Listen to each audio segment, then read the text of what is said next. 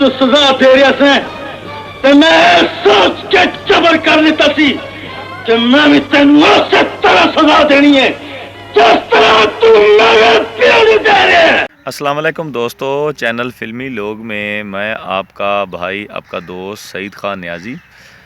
تو آج کے ویڈیو میں ہم سلطان رائی صاحب کے بارے میں یہ بتائیں گے کہ سلطان رائی صاحب کو ہالی ووڈ سے فلمز کی آفر کس طرح آئیں، سلطان رائی صاحب نے کیوں ہالی ووڈ کی فلم انڈسٹری میں کام کرنے سے انکار کر دیا، سلطان رائی صاحب کے بارے میں حیدر سلطان صاحب نے کیا کہا ان کے بیٹے نے، تو یہ ساری باتیں ہم ڈسکس کریں گے۔ تب تک آپ میرے چینل فلمی لوب کو سبسکرائب کر لیں اور بیل آئیکن کو پریس کر لیں تاکہ تازہ ترین ویڈیوز کی جو نوٹیفیکیشنز ہیں یہ آپ تک پہنچتی رہیں۔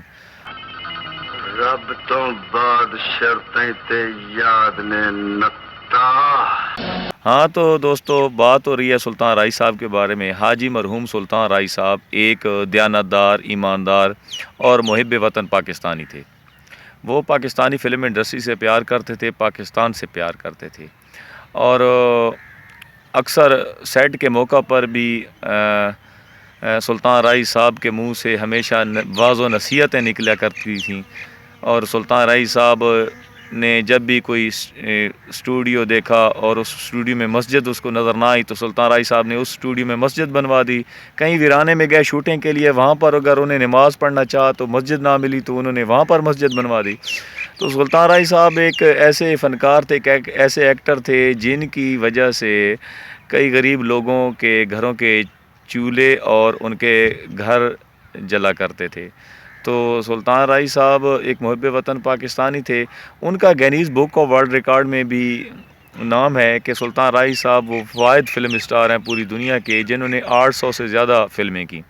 اور سلطان رائی صاحب کے دور میں جو پنجابی فلم ہوتی تھی وہ کبھی بھی ہٹ نہیں ہوتی تھی جب تک اس فلم میں سلطان رائی صاحب نہ ہوتے تھے، یعنی کہ پنجابی فلم انڈسٹری کی جو کامیابی کی جو ضمانت تھی وہ بھی سلطان رائی صاحب تھے۔ تو سلطان رائی صاحب ایک دیانتدار، ایماندار اور سچے اور پکے مسلمان تھے۔ تو اگلی بات یہ ہے کہ سلطان رائی صاحب نے ہالی ووڈ فلم کو کبھی جوائن نہیں کیا، حالانکہ ان کو بہت زیادہ آفرز آ رہے تھے، بہت زیادہ پیسے کی ان کو دی جا رہی تھی، پیشکش دی جا رہی تھی، لیکن سلطان رائی صاحب نے محب وطن پاکستانی ہونے کا ثبوت دیتے ہوئے ان کی ساری جو آفرز تھیں ان کو ٹھکرا دیا۔ تو سلطان رائی صاحب کہ جیسا کوئی ہیرو دوبارہ فلم انڈسٹری میں نہیں آئے گا، نہ آ سکتا ہے اور نہ ہی کبھی آنا ہے۔ اور حیدر سلطان رائی صاحب یہ کہتے تھے کہ پاکستان فلم انڈسٹری میں کوئی بھی ایسا اداکار نہیں ہے جو سلطان رائی صاحب کے برابر ہو، یعنی کہ ان کے والد مرحوم کے برابر ہو۔ ٹھیک ہے، وہ ایک بڑے فنکار تو تھے ہی، ساتھ بہت بڑے انسان بھی تھے۔ اور سلطان رائی صاحب واحد پاکستانی فنکار ہیں جن کو سب سے زیادہ ایوارڈز ملے۔ سلطان رائی صاحب کو 28 گولڈن جوبلی ایوارڈز، اس کے بعد 156 سلور جوبلی ایوارڈز، اور ان کو مختلف قسم کے اور بھی ایوارڈز حکومت پاکستان نے ان کو نوازا۔ رائی صاحب نے اپنا فلمی جو سفر تھا وہ 50 کی دہائی سے شروع کیا۔ 15 سال بعد انہوں نے بشیرہ فلم میں ایز اے ہیرو کا کردار ادا کیا، جس فلم نے سلطان رائی صاحب کو شہرت کی بلندیوں تک پہنچا دیا۔ اس کے بعد سلطان رائی صاحب کی ہال آف فیم مووی مولا جٹ 1979 میں ریلیز ہوئی، جس نے سلطان رائی صاحب کی اور مصطفیٰ قریشی صاحب کی جو شہرت تھی اس کو آسمان کی بلندیوں تک پہنچا دیا۔